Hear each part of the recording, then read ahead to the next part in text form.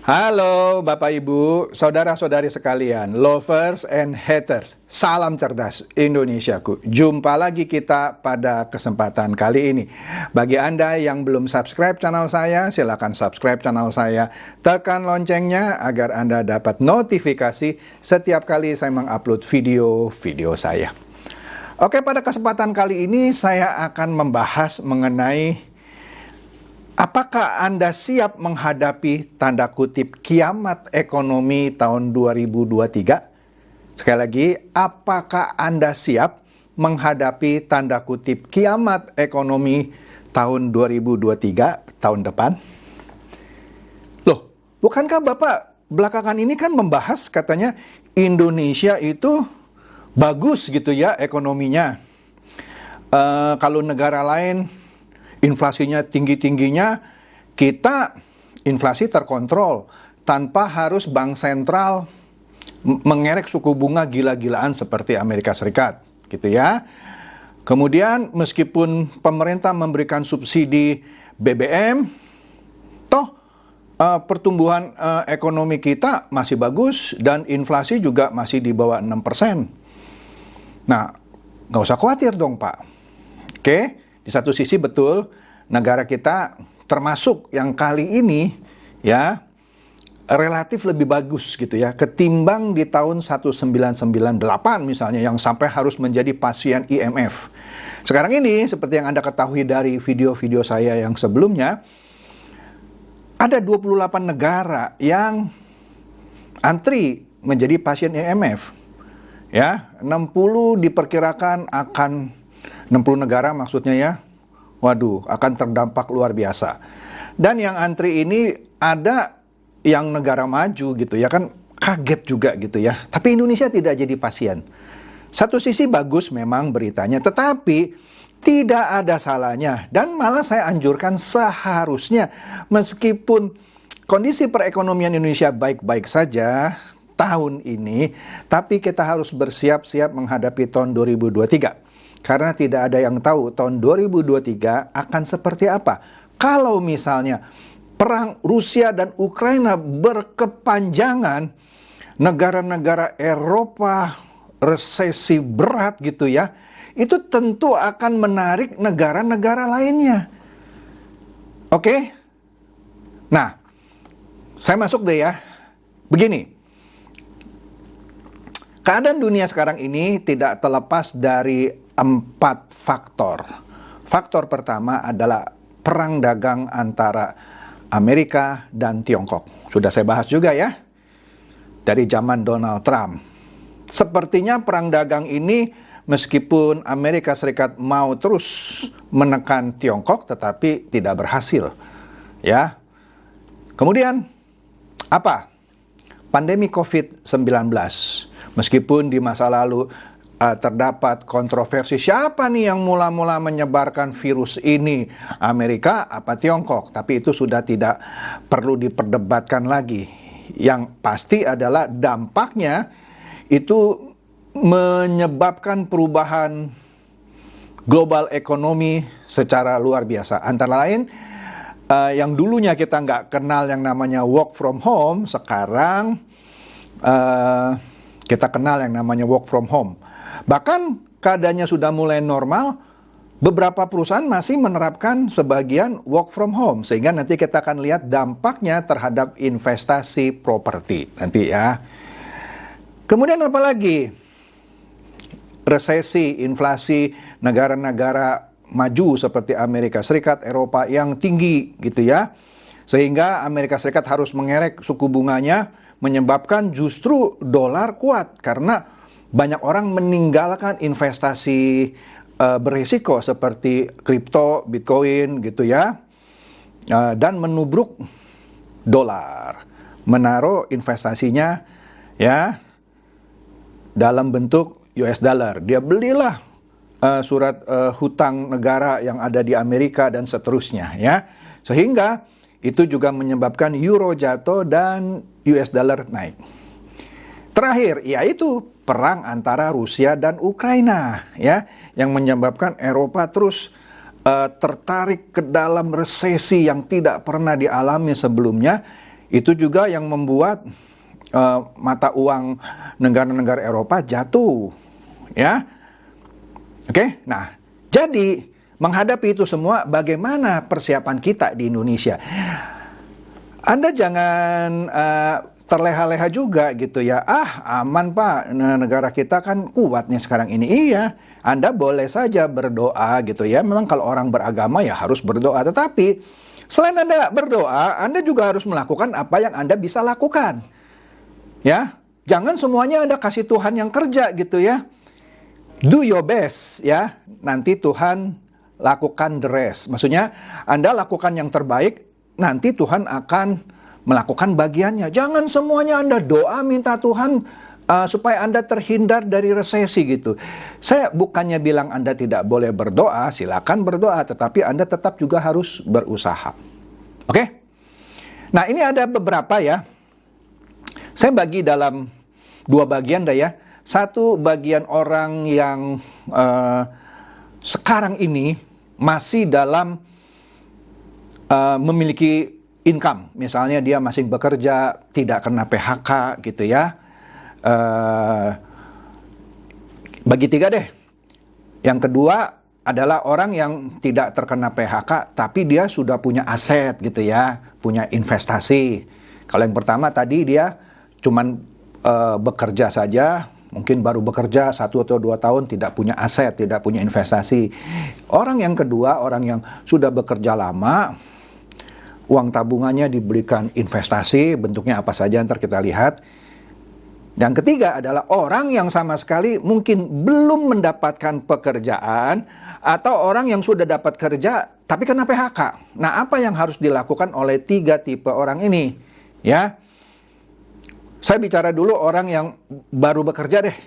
Baru bekerja atau sudah lama bekerja dan sudah punya aset yang dianggap sebagai investasinya ya. Dua orang ini. Nanti orang yang tidak punya pekerjaan atau sedang kena PHK belakangan ya. Nah, dua tipe orang pertama itu yang pasti dalam menyongsong tahun 2023, dia harus menyiapkan yang namanya dana darurat. Apa itu dana darurat? Begini loh. Betul Anda sekarang masih punya pekerjaan. Betul Anda punya sejumlah investasi selain Anda punya pekerjaan. Tapi jika tiba-tiba Anda kena PHK, kan tidak mustahil dong. Atau Anda sedang punya usaha dah. Misalkan Anda punya warung yang sekarang ini menghasilkan income buat Anda. Tapi Anda nggak tahu nanti 2023 apakah warung Anda tetap ada customer-nya nggak? Karena kalau resesi semua orang pasti akan ngirit gitu ya. Nggak akan belanja yang tidak perlu kan. Bisa aja warung Anda juga sepi. Nah, jadi apa yang harus Anda lakukan menjelang 2023 ini? Anda harus siapkan dana darurat. Dana darurat adalah dana yang siap dipakai ketika masa terburuk itu tiba. Tiba-tiba Anda kehilangan pekerjaan atau Anda harus tutup warung Anda, usaha Anda atau toko Anda, apapun itu namanya, karena sepi gitu ya. Sewa tempatnya lebih mahal daripada untung yang Anda dapat. Nah, dana darurat inilah yang Anda perlukan untuk menghidupi Anda dalam menghadapi resesi nanti. Nggak ada kerjaan, toko tutup, makan dari mana? Dana darurat. Nah, Anda keluarkan itu dana darurat Anda. Di masa sebelum resesi, dana darurat biasanya disepakati 6 bulan. 6 bulan itu cukup karena di dalam masa 6 bulan Anda bisa nanti menemukan pekerjaan baru yang bisa menunjang finansial Anda.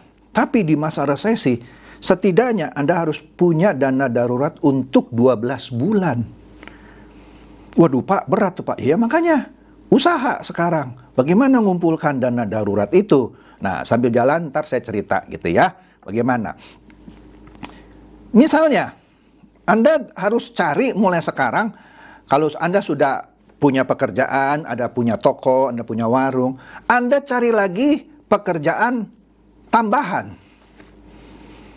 Apa itu Pak? Ya, ini saya ambil gampangnya ya. Ini contoh saja.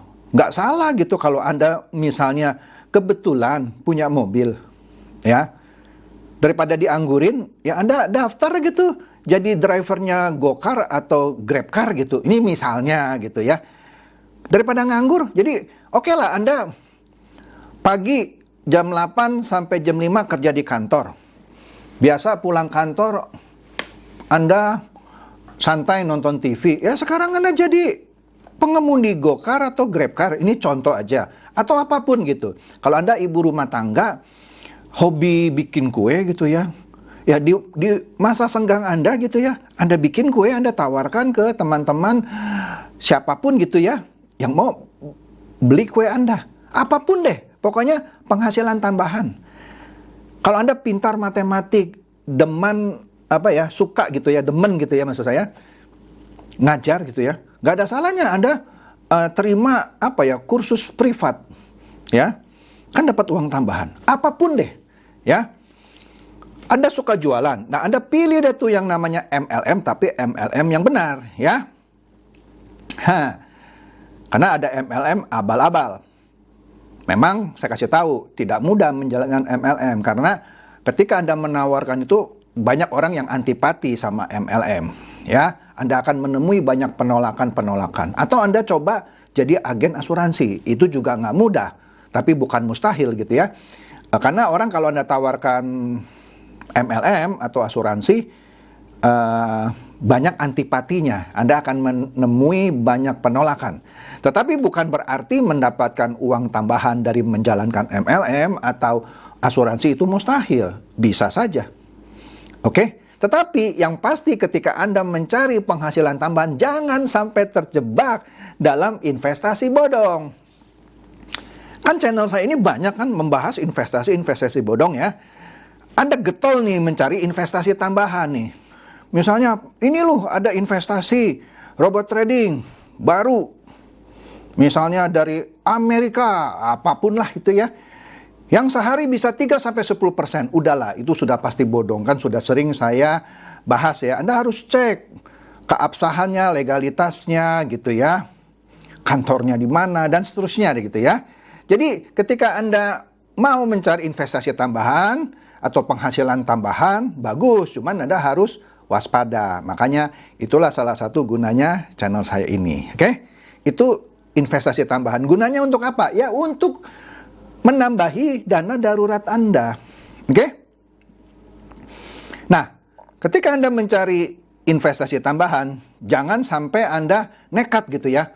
Waktu itu ada orang yang bertanya sama saya, Pak, ini robot trading Anu gitu ya. Katanya menawarkan keuntungan begini. Kalau saya gadaikan rumah saya, ya, untuk mendapatkan hasil yang besar itu gimana? Jangan bodoh. Ketika Anda mau mendapatkan investasi tambahan, jangan mengambil satu resiko, apalagi sekarang bunga bank lagi naik gitu ya. Anda gadaikan atau Anda sekolahin gitu ya rumah Anda, ya. Anda harus bayar bunga lagi, ya, bunganya tinggi gitu ya, untuk mengambil investasi yang nggak jelas gitu. Nanti ini scam, kabur, rumah Anda digade, bukan digade sih ya, di Lego gitu ya, sama pihak bank. Hati-hati ya. Nah, kemudian inilah saatnya Anda harus bisa memilih kredit konsumtif berbanding kredit produktif. Maksudnya begini, sekarang bukan lagi saatnya bagi Anda untuk memenuhi sesuatu yang bukan kebutuhan, keinginan. Begini loh, yang dimaksud dengan kebutuhan adalah yang paling gampang nih ya, bayar listrik, bayar air, bayar anak sekolah, ya, uang untuk transportasi, itu kebutuhan. Kalau keinginan misalnya, Anda sudah punya mobil nih, tapi mobil Anda sudah tua gitu, sudah 4 tahun gitu ya. Dan Anda biasanya mungkin seperti saya nih, contoh aja. Pokoknya mobil tuh setiap 5 tahun sekali harus ganti. Tapi itu kan bukan kebutuhan, itu keinginan. Keinginan mau dapat mobil baru ya setelah 5 tahun. Nah, itu Anda harus rem. Masing bisa kan mobil Anda jalan, ngapain Anda harus kredit baru? Apalagi kredit sekarang bunganya tinggi gitu ya. Belum tentu pekerjaan Anda akan tetap seperti itu, ya maksudnya nggak di PHK, sehingga Anda tidak kesulitan nanti bayar cicilan kredit mobil. Atau rumah Anda oke deh, nggak jelek-jelek amat, tetapi saingan Anda itu beli rumah baru. Anda panas gitu ya, saya mesti kredit rumah yang lebih bagus dari dia. Itu namanya konsumtif. Ya, sesuatu yang tidak diperlukan, itu bukan kebutuhan dasar gitu lah ya, tapi hanya keinginan. Nah itu yang harus anda hindari. Ya, jangan ambil kredit konsumtif. Tapi kalau Anda ambil kredit produktif, meskipun tadi yang saya contohkan rumah, tapi tujuannya untuk gengsi-gengsian gitu ya. Contoh lagi nih lah. Sekarang ini Anda punya usaha kontrak-kontrakan, kos-kosan. Saya punya teman yang punya properti banyak ya, yang dia sewakan gitu ya ke mahasiswa yang kampusnya dekat rumahnya, atau dikontrak sama karyawan yang bekerja di kantor sekitar rumahnya gitu ya. Dan dia ada kebutuhan, dia melihat kebutuhan orang yang dia tidak bisa penuhi, tetapi tetangganya ada mau jual rumahnya. Nah, kemudian dia ambil kredit untuk beli rumah tetangganya itu yang dia rubah untuk kos-kosan. Nah, itu disebut kredit produktif karena dia beli sesuatu barang yang tujuannya untuk menghasilkan keuntungan buat dia. It's okay. Tapi kalau untuk tujuannya konsumtif, nah itu sebaiknya jangan dulu. Misalnya ada handphone lipat, merek apa aja deh, ya, yang terbaru, yang harganya 25 juta. Anda handphone masih bagus. Tetapi karena Anda lihat teman Anda punya itu handphone, aku juga harus punya. Kredit, nggak apa-apalah. Ya, nah sudah, Anda kredit, itu namanya konsumtif. Kalau Anda masing nanti beberapa bulan lagi masing belum di PHK. Kalau Anda di PHK, bagaimana bayar kreditnya? Oke, kalau produktif kan jelas. Anda kredit, Anda dapat uang. Uangnya itu misalkan sewa kos-kosan, Anda bisa buat bayar cicilan rumahnya. Kalau Anda ambil cicilan mobil, cicilan handphone gitu ya, padahal mobilnya itu dipakainya juga jarang gitu ya. Terus Anda bayar cicilannya dari mana? Kan dari gaji. Kecuali Anda cicil mobil, tapi mobilnya Anda pakai untuk tadi narik Grab atau narik Gokar gitu ya. Itu masih dibilang produktif. Jadi hati-hati ketika Anda mengambil kredit. Kemudian, nah ini yang suka menjadi kontroversi. Apakah tanah itu investasi, Pak? Kalau saya bilang, maybe yes, maybe no. Tapi saya lebih cenderung bilangnya ke no gitu.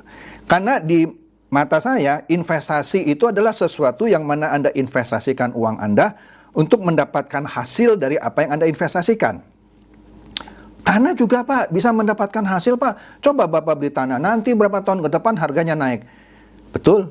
Tapi kalau tanah yang Anda beli ternyata tidak strategis letaknya, kan Anda harus melakukan research dulu gitu ya. Ternyata selama ini nggak pernah kena banjir. Sekarang itu langganan banjir. Lain kali Anda mau jual tuh susah. Jadi bagaimana Anda bisa bilang investasi? Nggak semua investasi tanah bisa dibilang investasi. Kecuali ada teman saya, dia beli tanah murah. Tanahnya waktu itu tidak strategis. Kemudian di atas tanah itu dia bangun peternakan ayam. Karena murah kan, tanahnya berapa hektar gitu ya. Nah, dia dapat hasil gitu dari tanahnya itu, yaitu peternakan ayam. Sambil harga tanahnya makin lama makin naik. Jadi selama tanahnya itu didiamkan, kalau dia nggak berternak ayam, pedaging atau petelur, tanahnya itu nggak menghasilkan apa-apa. Dia harus tunggu mungkin 5 tahun lagi, 10 tahun lagi gitu ya. Tapi kalau dia sambil manfaatkan untuk beternak ayam daripada dia harus sewa tanah orang, nah itu menurut saya investasi tanah yang cerdas. Oke? Nah, investasi properti pun sama. Kalau Anda main asal beli properti gitu, beli, mentang-mentang Anda punya uang banyak gitu ya. Apartemen ini, apartemen itu, murah. Jangan lupa kalau Anda beli apartemen, Anda harus bayar service charge. Ya, berapa persen dari luas properti Anda yang Anda harus bayar. Nah, kalau Anda beli tapi tidak disewa-sewakan, seperti cerita teman saya, misalnya dia punya properti tapi disewakan, dikos, dikontrakan. Nah, itu investasi. Tapi kalau Anda cuma beli tapi properti yang Anda beli dan Anda pakai kredit pula, dan Anda tidak bisa sewakan ke orang, itu akan jadi beban bunga dan beban service charge. Dan tolong dicatat, investasi tanah dan investasi properti itu bukan investasi liquid. Liquid artinya kalau setiap saat Anda perlu uang, kalau Anda mau jual, nggak gampang. Jual tanah itu nggak bisa hari ini saya perlu uang, jual besok dapat uangnya, nggak. Siapa pembelinya? Siapa yang mau? Properti pun sama. Kecuali Anda banting harganya 50%. Karena Anda butuh uang. Baru ada orang yang lirik misalnya. Apakah itu investasi? Ya enggak lah. Sudah tidak liquid, ketika Anda perlu uang, Anda harus banting harganya. Oke? Nah, jadi hati-hati kalau Anda punya investasi seperti ini. Jadi kalau Anda yang sudah kebanyakan properti yang tidak liquid, tidak ada salahnya sekarang Anda jual. Mumpung harganya belum jatuh banget gitu ya, belum jatuh banget. Karena sekarang sebenarnya sudah pada jatuh. Orang jual tanah lah, jual properti itu di diskon habis-habisan karena butuh uang. Cash is the king sekarang ini. Ya kan? Ya kalau Anda tunda terus makin lama makin jatuh. Kemudian Anda jualah investasi yang tidak liquid ini, Anda tukarkan ke investasi yang liquid. Apa itu nanti? Emas. Nah, emas ini pernah saya bahas. Anda bisa lihat video saya di sini. Ya, saya bahas juga bersamaan dengan kripto Bitcoin. Saya bilang emas itu bukan investasi. Bapak nenek saya dari dulu bilang investasi emas itu menguntungkan, makin lama makin naik. Lah kan sudah saya kasih lihat kan waktu itu kan. Harga emas kira-kira 2 tahun yang lalu, 2 tahun lebih deh gitu ya, 2 atau 3 tahun yang lalu, sama harga emas sekarang, sama. Artinya, kalau Anda yang beli emas dari 2-3 tahun yang lalu, sekarang kalau Anda diamkan saja, harganya itu sama. Jadi apa untungnya Anda pegang emas? Ya. Jadi di mata saya, emas ini bukan investasi. Dan emas ini lagi mengalami anomali. Inflasi sedang tinggi di Amerika Serikat yang harusnya emas ini bisa naik terus, malah turun terus. Ya. Sebelum dia turun terus, saya sarankan, tapi terserah Anda ya. Saya bukan ahli peremasan ya, mungkin saja saya salah. Sebaiknya Anda jual dan Anda pegang cashnya. Oke? Kemudian Bitcoin. Kripto lah. Kripto ini juga lagi hancur-hancurnya. Ya kan? Percaya saya, kalau nanti The Fed naikkan lagi suku bunga, dia akan terus meluncur ke bawah. Jadi saran saya, kalau Anda yang punya Bitcoin, ya, yang juga sudah rugi, karena belinya di harga tinggi, sekarang cuma di bawah $20.000 per Bitcoin, bisa Anda pertimbangkan Anda jual Bitcoin Anda sekarang ini. Wah, nanti kalau naik lagi gimana? Ya, kan ini saran. Kalau naik lagi jangan salahin saya. Tapi kalau turun lagi, intinya nanti kalau turunnya benar-benar turun, begitu ini Anda serok aja di bawah. Walaupun saya bukan pemain Bitcoin ya gitu ya. Nah, bagi Anda yang pencipta kripto, ya saya sih enggak ya. Ini mungkin saatnya Anda perpindahan kekayaan gitu ya. Kalau Anda dulu sempat rugi misalnya, Anda tunggu aja nanti sampai Bitcoinnya, saya nggak tahu lah ya, apakah bisa mencapai 10.000 seperti analis-analis ini. Kalau benar sampai 10.000, Anda beli. Ya, siapa tahu nanti dia naik lagi setelah perang usai dan segala macam, dia naik lagi ke 25 ke 30. Nah, Anda jual lagi deh, ya. Tapi kapan Anda tahu ini saatnya turun? Nah, ini kan hal-hal yang seperti ini kan spekulatif, ya.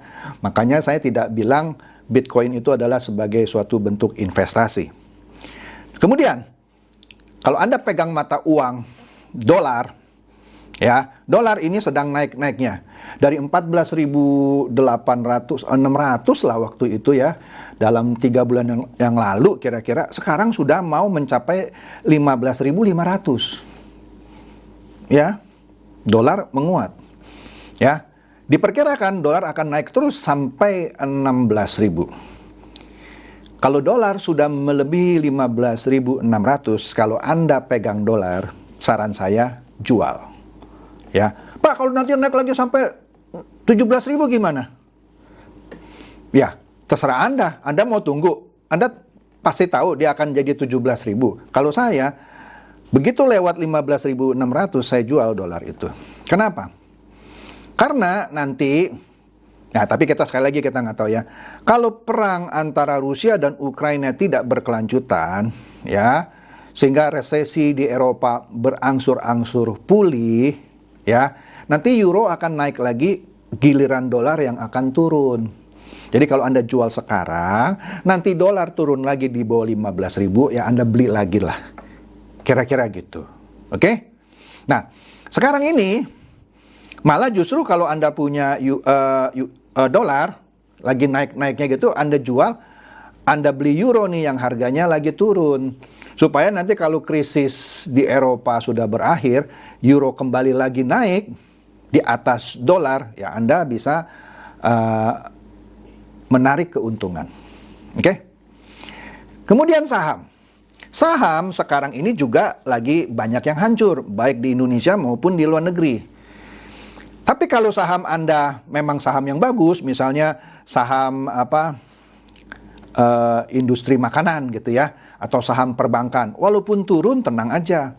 Kan toh nanti tetap Anda dapat dividen gitu ya.